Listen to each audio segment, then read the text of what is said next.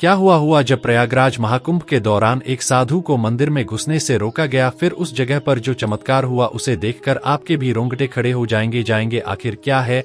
यह है प्रयागराज में स्थित नाग वासुकी मंदिर का रहस्य, और इस मंदिर के दर्शन किए बिना थे महाकुंभ का गंगा स्नान भी अधूरा क्यों माना जाता है। आज के वीडियो में एक बहुत बड़े रहस्य से पर्दा उठने वाला है। प्रयागराज में महाकुंभ का शुभारंभ 13 जनवरी से होने जा रहा है। यह 140 साल बाद लगने वाला एक पूर्ण महाकुंभ है, जिसमें देश दुनिया से कई लोग आते हैं और साधु संतों के लिए महाकुंभ विशेष होता है। लाख करोड़ों साधु संत महाकुंभ में शाही स्नान करने आते हैं। महाकुंभ के दौरान पवित्र स्नान करने के साथ साथ मंदिरों के दर्शन करने का भी बहुत ज्यादा महत्व है। यहाँ पर 12 विशेष मंदिर है, लेकिन प्रयागराज में एक ऐसा भी मंदिर है जिसे लेकर मान्यता है कि महाकुंभ के दौरान संगम में स्नान करने का पुण्य फल भक्तों को तभी प्राप्त होता है जब वह इस मंदिर के दर्शन करता है। लेकिन आखिर वह मंदिर कौन सा है? अगर आप भी प्रयागराज में महाकुंभ में शामिल होने वाले हैं तो इस वीडियो को अंत तक देखना, क्योंकि आगे बहुत बड़े चमत्कार के बारे में चर्चा होने वाली है। मैं सर्वप्रथम, अगर आप भी भोले बाबा के सच्चे भक्त हैं तो इस वीडियो को लाइक करके कमेंट बॉक्स में हर हर महादेव जरूर लिखें। जिस चमत्कारिक मंदिर के बारे में हम वीडियो में बात करने वाले हैं उसका नाम है नाग वासुकी मंदिर। क्या हुआ जब एक साधु को इस मंदिर में जाने से रोका गया, फिर नाग देवता ने जो चमत्कार दिखाया उसे देखकर सबके रोंगटे खड़े हो जाएंगे। लेकिन सर्वप्रथम हमें इस मंदिर के रहस्य के बारे में जानना होगा। माना जाता है वासुकी नाग ने सृष्टि की रचना और संतुलन बनाए रखने में महत्वपूर्ण भूमिका निभाई है।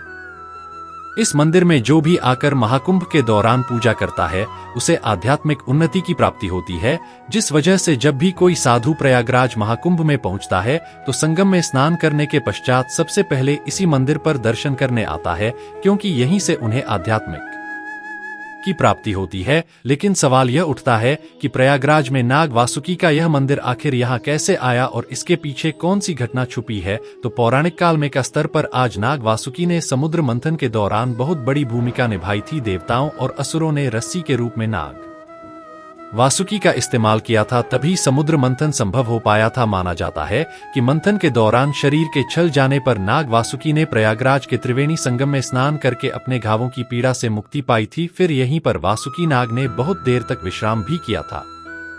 बाद में देवताओं ने उनसे आग्रह किया कि आप यहीं पर निवास करिए, जिसके बाद उन्होंने इस स्थान पर निर्णय करने का फैसला तो ले लिया, लेकिन एक बहुत बड़ी शर्त रखी। उनका कहना था कि संगम में स्नान के बाद भक्तों द्वारा मेरे दर्शन अनिवार्य होंगे। अगर कोई भक्त संगम में स्नान करके मेरे दर्शन नहीं रहेगा तो उसे महाकुंभ के शुभ फल प्राप्त नहीं हो पाएगा। और इस घटना के बाद से जब भी प्रयागराज में महाकुंभ लगता है, संगम में स्नान करने के पश्चात नाग वासुकी मंदिर में दर्शन करना बहुत जरूरी होता है। सूखी जी की भव्य मूर्ति स्थित है। यह मंदिर गंगा नदी के किनारे बसा हुआ है, जो आध्यात्मिकता का एक प्रमुख केंद्र है। इतनी बड़ी मान्यता के चलते इस मंदिर में भक्तों की बहुत भीड़ होती है। साथ ही साथ वीआईपी दर्शन की भी व्यवस्था होती है। महाकुंभ की शुरुआत के एक माह पहले ही दुनिया भर से कई साधु संत महाकुंभ के लिए रवाना हो जाते हैं, क्योंकि यह उनके जीवन के काफी महत्वपूर्ण पल होते हैं कि कई साधु संत 1 से 2 माह तक का समय प्रयागराज में ही गुजारते हैं। यहाँ से उन्हें असीम शक्तियों की प्राप्ति होती है। लेकिन आज की इस वीडियो में हम जिस चमत्कारिक घटना की बात करने जा रहे हैं उसकी शुरुआत होती है मध्य प्रदेश के ओमकारेश्वर में। नर्मदा नदी के किनारे रहने वाले नागेश्वर बाबा से जब उनका जन्म हुआ था तो ज्योतिष आचार्यों ने उनके माता पिता को कहा कि इसकी उम्र मात्र 5 वर्ष है, उससे ज्यादा यह बालक नहीं जीत पाएगा। तब नागेश्वर बाबा के माता पिता बहुत चिंतित हो गए और सोचने लगे कि अब क्या किया जाए। उनका मानना था कि अभी बच्चे से हमारा लगाव बहुत कम है, समय के साथ या बड़ा होगा हमारा लगाव इससे ज्यादा होगा, और जब 5 वर्ष की उम्र में इसकी मृत्यु होगी तो हम बहुत दुख सहन नहीं कर आएंगे। इसलिए उन्होंने फैसला किया और नागेश्वर बाबा को ओमकारेश्वर में एक महादेव मंदिर पर दान कर दिया। उनकी उम्र उस समय महज 1 वर्ष थी। उस मंदिर के पीड़ितों ने उनका पालन पोषण किया। वे रोजाना महादेवी की भक्ति करते थे, महामृत्युंजय मंत्र का जाप करते थे। जितने भी लोग मंदिर में आते थे उनके पैर छूकर उन्हें प्रणाम करते थे और सब लोग उन्हें आयुष्मान भवः का आशीर्वाद देते थे। जब उनकी उम्र 5 वर्ष हुई तो मंदिर के पंडितों को अंदाजा था कि इनकी मृत्यु हो जाएगी। लेकिन कहते हैं ना, जो भाग्य लिखते हैं उन्हें ब्रह्मा कहते हैं, लेकिन जो लिखे हुए भाग्य को भी बदल सकते हैं उन्हें महाकाल कहते हैं।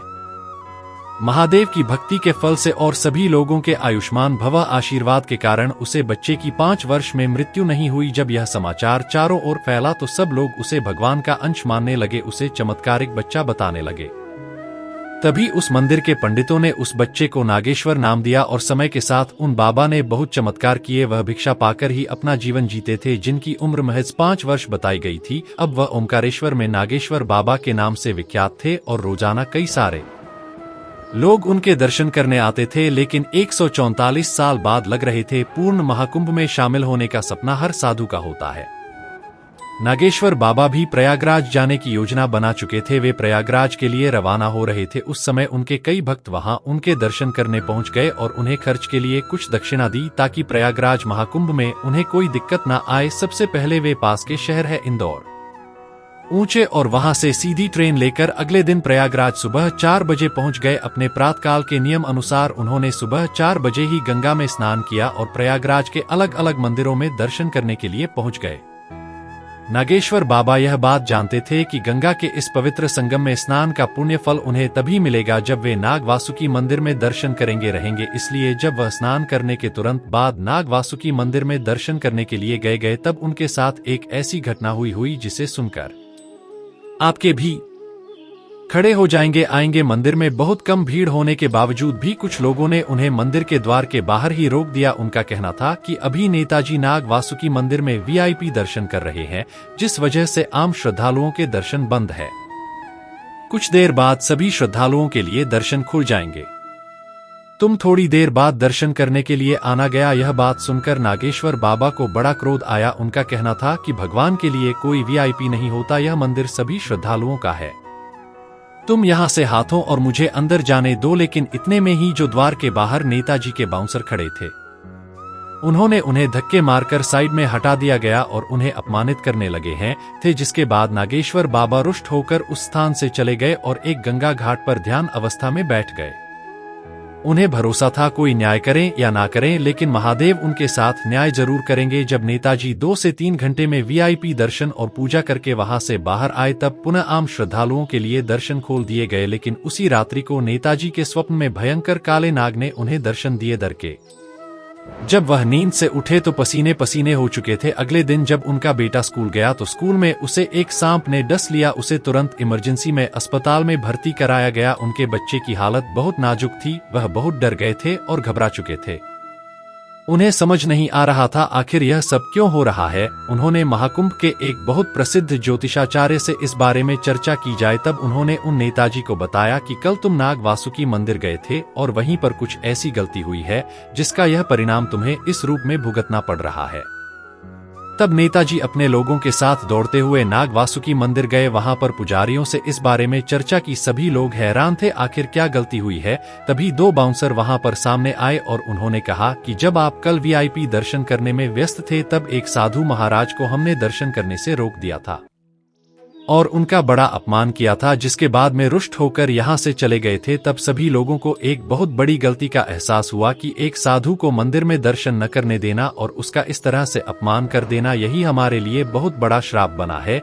इसीलिए स्वप्न में हमें नाग देवता परेशान कर रहे हैं और हमारे बच्चे को नाग ने डस लिया। हमें तुरंत उन साधु महाराज से माफी मांगनी होगी। हो सकता है वह कोई दिव्य चमत्कारिक साधु महाराज हो। अब उन 2 लोगों को साथ में लेकर सभी लोग नागेश्वर बाबा को इधर उधर ढूंढने लगे। 1 से 2 घंटे खोजबीन करने के बाद वे उन्हें गंगा के घाट पर ध्यान अवस्था में बैठे हुए दिखाई दिए।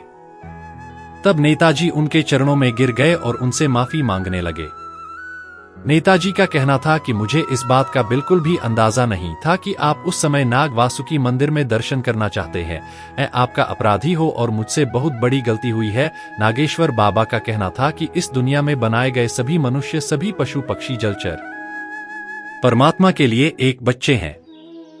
उनके लिए कोई वीआईपी या आम नहीं होता। इस तरह से वीआईपी दर्शन करके जो तुम आम श्रद्धालुओं के साथ अन्याय कर रहे हो या बिल्कुल भी सही नहीं है।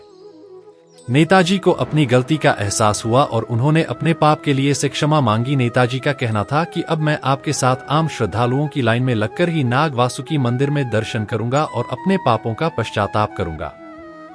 जिसके बाद नागेश्वर बाबा ने उन नेताजी को माफ कर दिया और उनके साथ नाग वासुकी मंदिर में एक बार फिर दर्शन किए। महादेवी ने नागेश्वर बाबा के साथ न्याय कर दिया था। उसी समय नेताजी के मोबाइल पर एक फोन आया और खबर मिली कि उनका बच्चा जैसे सांप ने काट लिया था, अब वह खतरे से बाहर जा चुका है। नागेश्वर बाबा का इतना बड़ा चमत्कार देखकर और महादेव की लीला समझकर सभी लोगों के पसीने छूट गए। सब समझ चुके थे कि नागेश्वर बाबा कोई आम साधु नहीं है, वह काफी चमत्कारिक और सिद्ध बाबा है।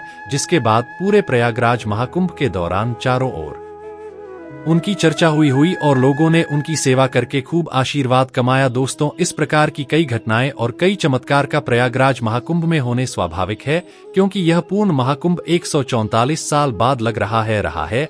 आप हमें नीचे कमेंट बॉक्स में बताइए, क्या आप महाकुंभ